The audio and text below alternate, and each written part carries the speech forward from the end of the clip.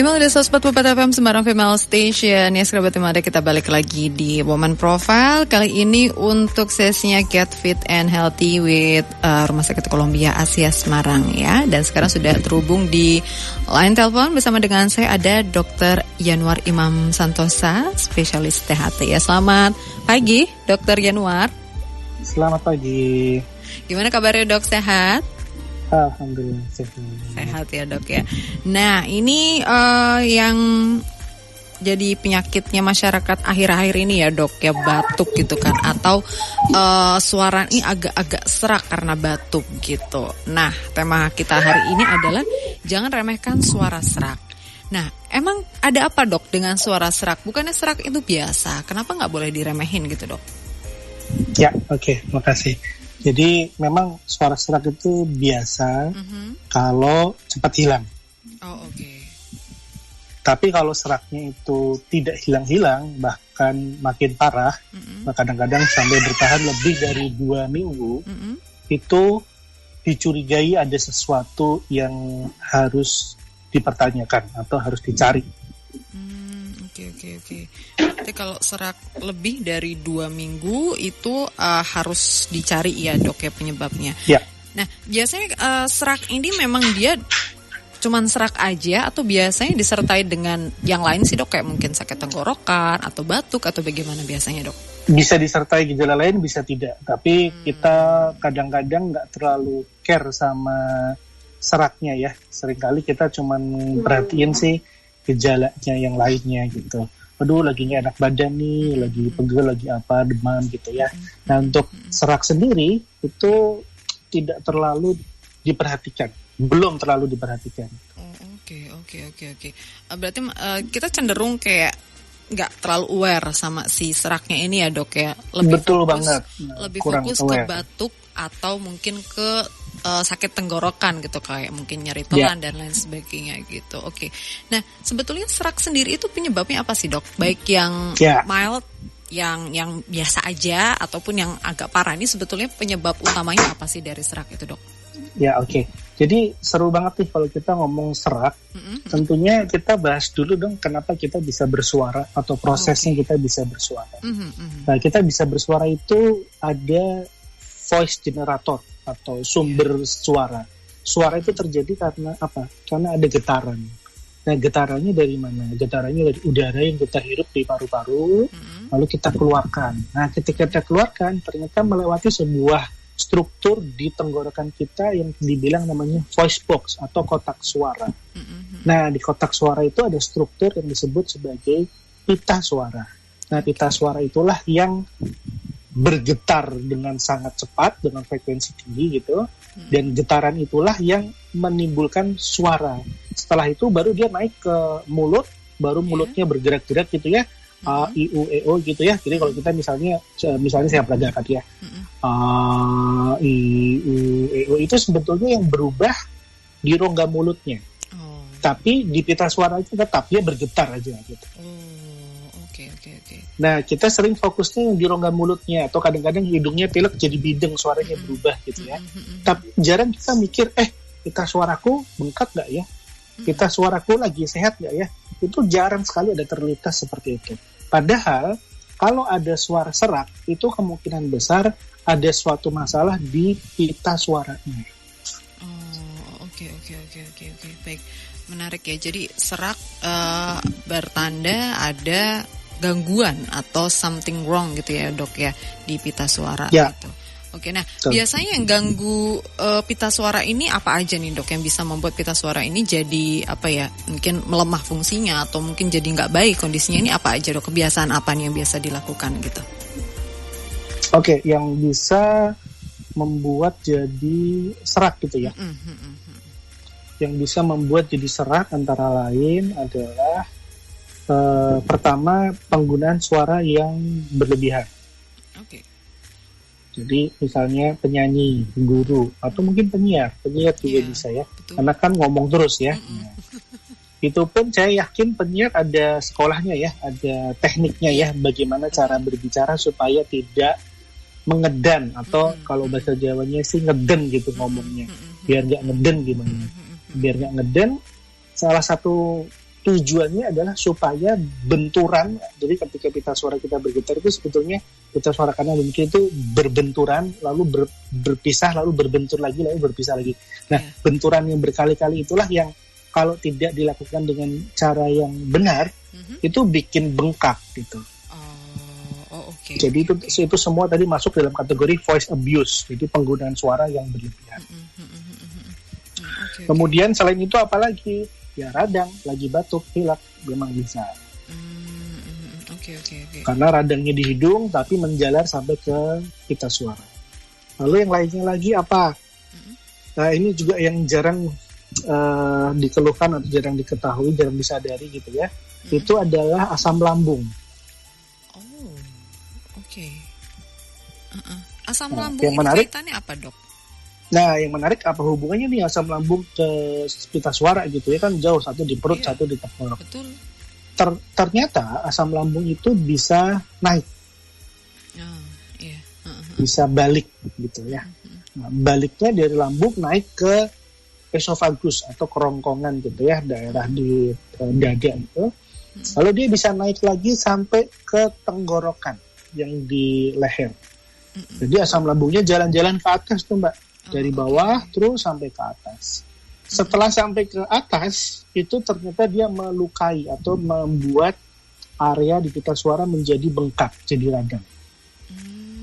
Jadi bagi yang memiliki riwayat sakit mah, atau suka sering sibuk, telat makan dan lain-lain gitu ya, itu kadang-kadang suka panas di dadanya. Nah itu mah yang naik sampai ke dada, namanya GERD atau gastroesophageal reflux disease.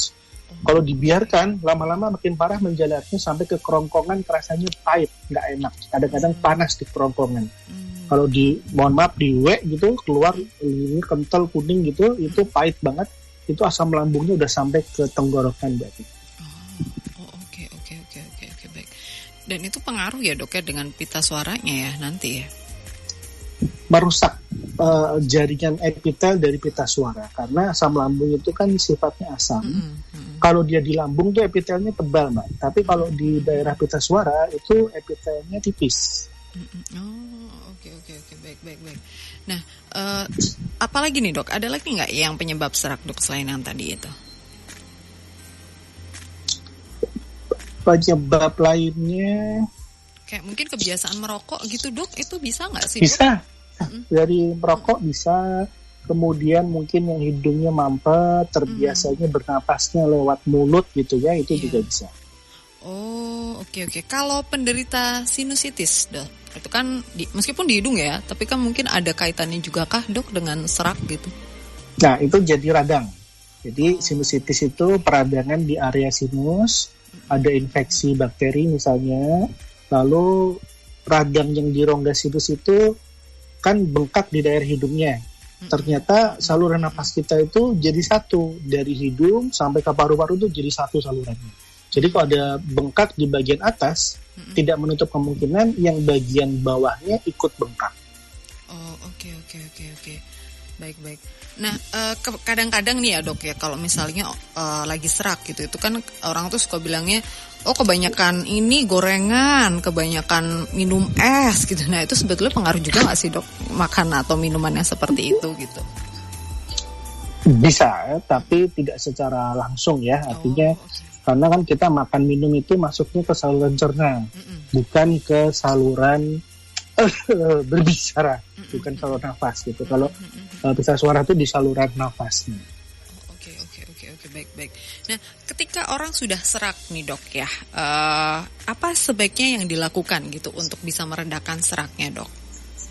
Oke, kalau untuk pertolongan pertama tentunya sadar diri dulu ya, kemarin seraknya karena apa? Apakah habis ngajar teriak-teriak kenceng, atau habis nyanyi terus atau nonton konser terus ikut nyanyi kenceng gitu ya, habis ada pemakaian suara yang keras atau tidak. Kalau ada mungkin itu penyebabnya, maka yang dilakukan salah satunya adalah voice rest atau istirahat bicara. Nah ini susah nih kalau penyiar nih harus istirahat bicara ya, padahal harus istirahat bicara itu berarti betul-betul nggak berbicara selama kurang lebih 2 minggu Pak. Berarti benar-benar diem gitu Dok? Iya. Susah ya. Ya paling chat WA aja sama temennya kalau lagi mau ngobrol gitu ya. Oke. Kenapa? Karena ilustrasinya adalah bayangin aja nih, mohon maaf kalau misalnya kepala kita kebentur tembok nih, kira-kira benjol nggak kepala? Iya. Nah, lagi diobatin pakai salep, minum obat biar bengkaknya sembuh gitu ya. Tapi belum kempes nih, tapi kepalanya jedok lagi ke tembok lagi. Kira-kira efek obatnya maksimal nggak, optimal nggak? Ya enggak sih. Kira-kira bengkaknya tambah parah kan ya? Iya, tambah. Iya. Nah, orang belum sembuh dibentur-benturin lagi. Iya, Kurang lebih seperti itu ilustrasinya. Karena pita suara setiap kita berbicara itu dia bergetar. Dan getarannya itu kurang lebih 500 sampai 4000 Hz. Artinya 500 kali semenit sampai 4000 kali semenit gitu. Tergantung nadanya. Kalau nadanya tinggi, getarannya makin kencang gitu, makin cepat gitu ya. Jadi benturannya bebek itu berkali-kali dan kencang sekali. Oke. Baik. Nah, kemudian kan tahu penyebabnya, Dok ya. Sudah gitu. Saya tahu mungkin karena penggunaan suara yang berlebihan gitu, atau mungkin karena ada radang gitu kan, ngaruh juga gitu. Nah, kemudian apa lagi yang harus dilakukan nih, Dok? Sebetulnya yang utama adalah periksa ke dokter untuk dilihat pita suaranya kenapa. Okay. Kalau misalnya kelainannya dirasakan kurang dari 2 minggu, biasanya kita lakukan pengobatan dulu, diberikan obat-obatan anti radang. Bisa steroid, bisa non steroid, tapi harus dengan resep dokter. Lalu dievaluasi setelah 1 sampai 2 minggu pengobatan, seraknya hilang nggak? Kalau hilang berarti bengkaknya menghilang. Tapi kalau dalam 2 minggu pengobatan kok tidak ada perubahan, disarankan untuk dilakukan namanya teropong pita suara, Mbak. Apa itu, Dok? Teropong pita suara, Dok? Ya, teropong pita suara adalah pemeriksaan dengan alat. Alatnya itu seperti selang ya, seperti selang di akuarium itu Mbak Dina, yang putih-putih itu yang kecil ya. Tapi bagian depan ujungnya ada kameranya. Lalu selang yang lentur itu masuk lewat hidung, lalu terus sampai ke daerah tepat di atas pita suara. Maka kita bisa melihat, oh pita suaranya ternyata bengkak, oh pita suaranya ternyata tidak bisa bergerak sebelah, cuman satu yang bergerak, cuman kanan doang, yang kiri nggak mau gerak gitu, nggak mau goyang gitu. Oh ternyata di tengah-tengah pita suaranya ada nodulnya, ada jerawatnya di tengah-tengah gitu. Oh ternyata ada massa, oh ini jangan-jangan ada tumornya. Maka kita perlu lakukan tindakan yang lebih lanjut. Oke. Kemudian kalau untuk konsumsi makanan atau minuman yang hangat-hangat, Dok, biasanya kalau orang lagi serakan gitu ya, minumnya air anget, minumnya yang banyak gitu. Nah itu bisa juga untuk pertolongan pertama atau bagaimana nih, Dok?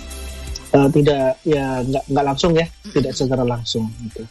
Yang bisa justru ya memang kita cukup hidrasi, minum yang banyak, oke.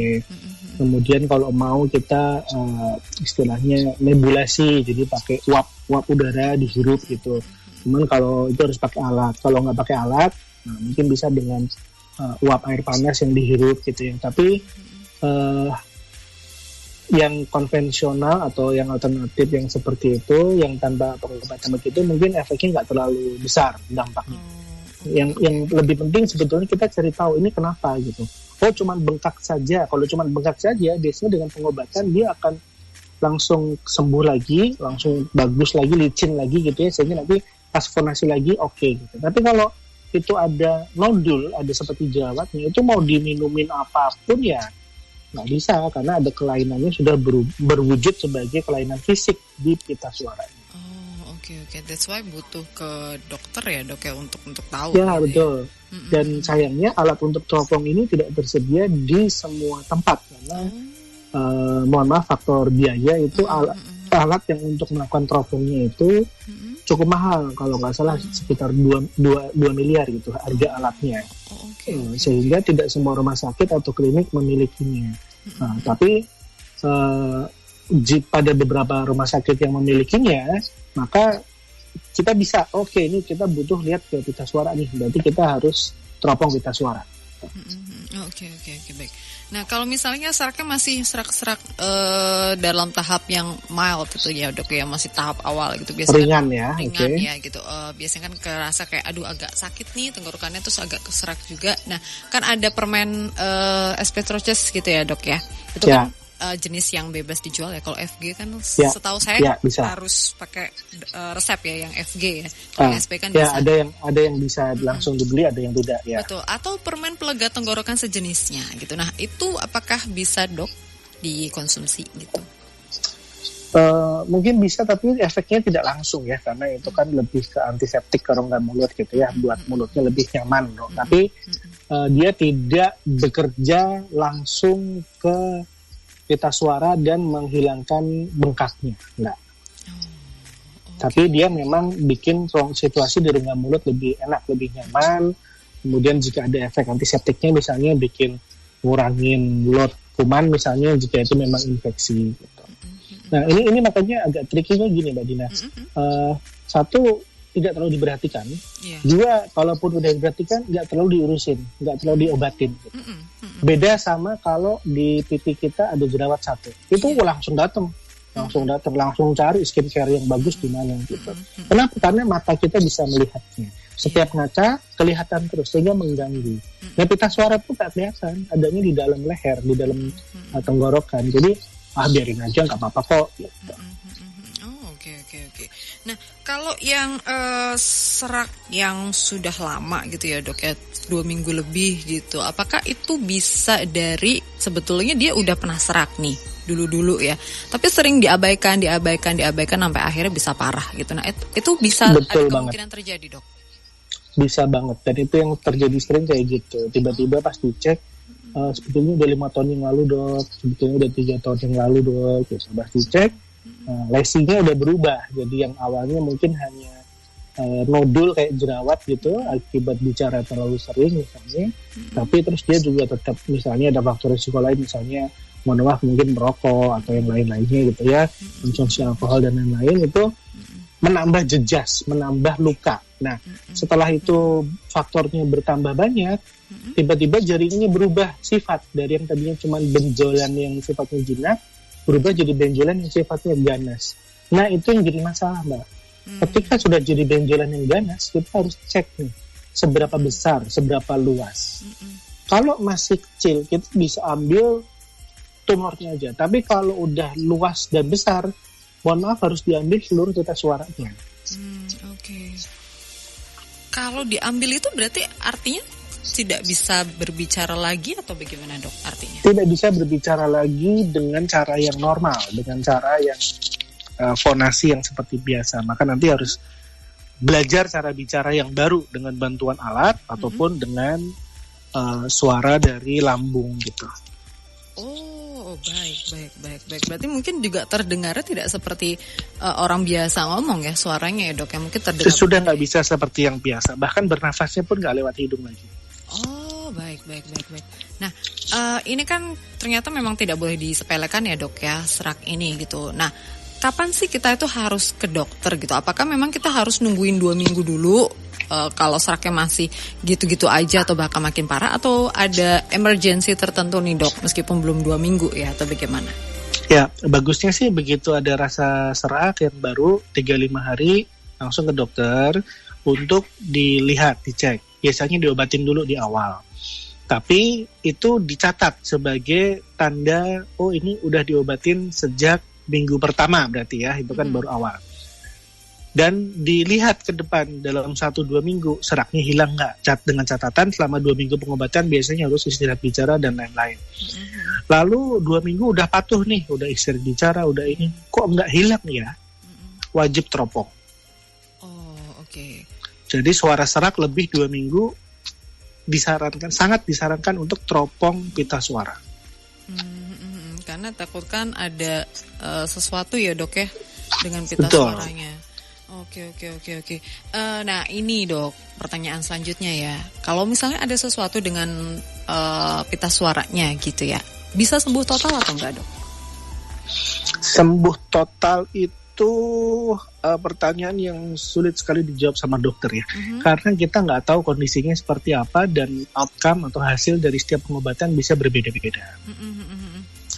Sehingga yang bisa kita lakukan adalah sebagai dokter itu tidak pernah bisa menjamin hasil berupa kesembuhan. Yang bisa dilakukan oleh dokter adalah menjamin bahwa usaha yang dilakukan adalah usaha terbaik yang maksimal. Sehingga kalau pertanyaannya, kalau sudah ada sesuatu bisa balik normal atau enggak, tergantung sesuatunya seperti apa, lesinya sebesar apa, jenisnya jinak atau ganas. Itu banyak sekali variabelnya. Jadi tidak bisa diberikan satu pertanyaan kalau ada kelainan bisa balik normal atau enggak. Itu kita mohon maaf sekali nggak bisa langsung jawab bisa gitu, nggak bisa. Tentunya kan pasien pengennya dengernya kan bisa gitu ya. Betul. Tapi kita nggak berani janjikan seperti itu. Artinya yang kita bisa lakukan adalah ya kita cek dulu, kita lihat dulu seperti apa, seluas apa, seburuk apa kondisinya. Oke, berarti case by case gitu ya dok ya intinya. Betul banget, case by case. Kita di kedokteran itu istilahnya sekarang yang trennya adalah personalized medicine. Jadi kondisi yang mungkin hampir mirip dari satu pasien sama pasien lain, mungkin pengobatannya akan berbeda dan hasil akhirnya bisa berbeda. Gitu. Oke, makanya biar nggak makin parah, kalau ada serak mendingan langsung aja diperiksakan ya dok ya. Betul banget, karena gini, pita suara tuh seperti kalau sebetulnya itu epitel itu lapisan kulit gitu ya. Lapisan kulit kalau di luar kan kita bisa lihat ya kulit kita yang di tangan ini seperti apa. Kalau yang di daerah pita suara itu namanya lapisan epitelnya itu mukosa. Mukosa itu kalau kita lihat daerah pipi dalam kita itu licin ya. Nah kayak gitu. Jadi mukosa itu licin kayak gitu. Nah tapi yang di pita suara tuh nggak licin tapi nggak pink gitu. Tapi dia hampir seperti pita yang berwarna putih gitu ya. Sebetulnya nggak putih-putih amat sih, tapi bukan merah gitu. Jadi jaringannya khusus, jaringannya itu unik gitu.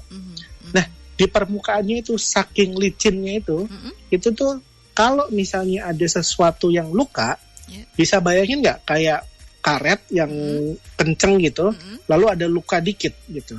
Maka lukanya sobekannya akan kelihatan seperti lingkaran yang luas nanti. Karena tergang gitu ya. Nah kurang lebih gitu. Nah kalau udah terlanjur lecet luka kayak gitu, namanya ada ulcerasi atau ada lukanya, itu agak sulit kita bisa bilang balik normal. Jadi ya berubah suaranya. Oke, baik. Dokter Yanuar, kita baca ada pertanyaan ya dari WhatsApp. Ada Bu Yuni di Semarang ya. Selamat pagi Dokter Yanuar. Selamat pagi Bu Yuni. Saya punya anak cowok ya, udah remaja, udah puber ya. Jadi biasanya kan kalau anak cowok apalagi udah remaja itu kan suaranya biasanya suka lebih ngebas gitu dok ya. Anak berubah. Saya ini suaranya kok tetap halus ya, malah seperti cewek gitu. Apakah memang ada gangguan dengan pita suaranya? Gitu dok, silahkan. Kalau pada umurnya berapa ya? Nggak disebutkan nggak disebutkan remaja katanya. Nah remaja itu kan umurnya luas ya, jadi remaja itu tumbuh besar dewasa sampai ke bentuk yang dewasanya itu beda-beda. Ada yang 17 tahun udah tercapai potensi sepenuhnya, tinggi badannya dan lain-lainnya ya. Ada yang belum. Nah pita suara kita itu bentuknya di dalam sebuah kotak yang dilindungi oleh tulang rawan yang menjadi perisainya. Jadi kayak shieldnya, gitu, tamengnya gitu ya. Nah, si tamengnya itu memiliki sudut yang berbeda pada laki-laki dan perempuan. Jadi tamengnya tuh ada yang sudutnya kurang lebih cuma 90 derajat, ada yang sampai 120 derajat gitu. Jadi ada yang celahnya itu sempit, ada yang celahnya lebih luas gitu. Nah, perubahan sudut itu mempengaruhi ke karakteristik dari suara juga. Itulah kenapa pada laki-laki ada buah jakun. Kalau perempuan ada buah jakun nggak, Mbak Dinar? Nggak ada, lurus aja dong. Ada juga, ada juga. Tapi sudutnya lebih landai. Gitu. Nah, mungkin ini pertumbuhannya belum sempurna nih, belum selesai gitu. Nah, tinggal nanti dicek aja bisa dicek di masalah pertumbuhannya, hormonnya, atau bahkan pita suaranya dicek apakah ada kelainan yang lain. Kalau nggak ada, ya kita observasi, kita tunggu. Gitu. Tapi pada beberapa kasus memang ada yang meskipun laki-laki, tapi jenis tipikal suaranya memang yang ada tinggi karena struktur anatomi dari pita suaranya atau voice box-nya memang unik pada kasus itu. Oke. Jadi ada beberapa penyanyi yang laki-laki tapi suaranya bisa sampai nada tinggi yang tidak lazim gitu ya, yang laki-laki lain nggak bisa capai gitu ya. Nah itu memang karena bentuk struktur dari voice box-nya dengan berbagai variasi anatominya dari tulang rawannya ataupun ketebalan ketipisan dari pita suaranya. Oke. Nah, kalaupun misalnya anak Ibu Yuni ini sudah dewasa gitu ya, Dok, tapi suaranya masih tetap seperti itu gitu, Dok. Apakah itu juga masih dibilang normal atau bagaimana, Dok? Nah, itu yang harus dilihat lagi, harus dicek ulang. Sebetulnya ada sebuah alat yang bisa memeriksa ke pita suara dan sekaligus merekam atau mengecek ini nadanya berapa gitu. Jadi ketika diperiksa dia berfonasi. Jadi waktu diteropong dia sambil ngomong itu nanti terdeteksi ini nadanya berapa. Nanti kita cocokin ini range-nya masih masuk range normal atau enggak. Oke. Kalau misalnya tidak ada masalah ya berarti ya normal saja gitu ya. Memang karakter jadi kalau gitu. Iya, betul. Karena istilahnya kalau ada orang kan mohon maaf kalau tinggi badannya ada yang tinggi banget, ada yang kurang tinggi gitu ya. Nah, ini mungkin pertumbuhan kotak suaranya yang seharusnya tidak terlalu melandai jadi landai atau sebaliknya kita nggak tahu. Yang kita harus lihat dulu, kita nilai secara keseluruhan. Oke. Jadi gitu Bu Yuni ya di Semarang, semoga membantu lah yang sudah ditanyakan tadi ya. Nah terakhir Dokter Yanuar, boleh kasih tips nih untuk kita ya kerabat Imada gitu, bagaimana supaya atau lifestyle apa yang dilakukan sama kita supaya pita suara ini tetap sehat gitu, Dok? Oke. Untuk sebagai pencegahan biar nggak sakit gitu ya, tentu saja berfonasinya biasa aja. Jadi jangan terlalu ngotot kalau ngomong, teriak-teriak sampai ngeden, sampai kalau dibilang tuh pembuluh darahnya sampai kelihatan yang di leher tuh sampai kelihatan gitu ya.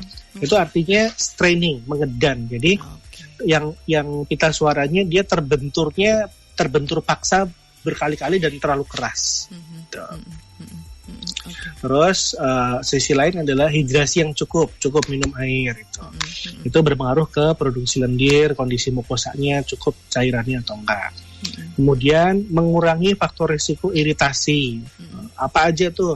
Salah satunya misalnya misalnya bagi yang perokok itu salah satu faktor iritasi. Kenapa? Karena yang masuk udaranya jadi udara yang relatif lebih kering dan lebih panas daripada yang semestinya, sehingga pada jangka waktu yang pendek mungkin nggak terlalu kelihatan, tapi nanti di usia 50-60 tahun lesinya baru muncul, bisa saja.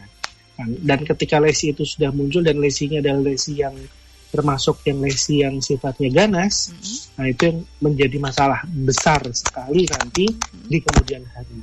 Jadi lebih baik dicegah di awal. Karena apa? Pita suara nggak ada serepnya, ya.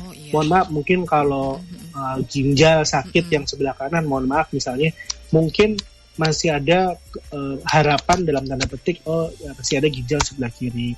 Telinga kanan kurang pendengaran, mungkin telinga kiri masih bisa. Mohon maaf, mungkin kalau mata yang sebelah kanan agak berkurang, mungkin mata kiri masih bisa. Tapi kalau vocal cord atau pita suara hanya satu.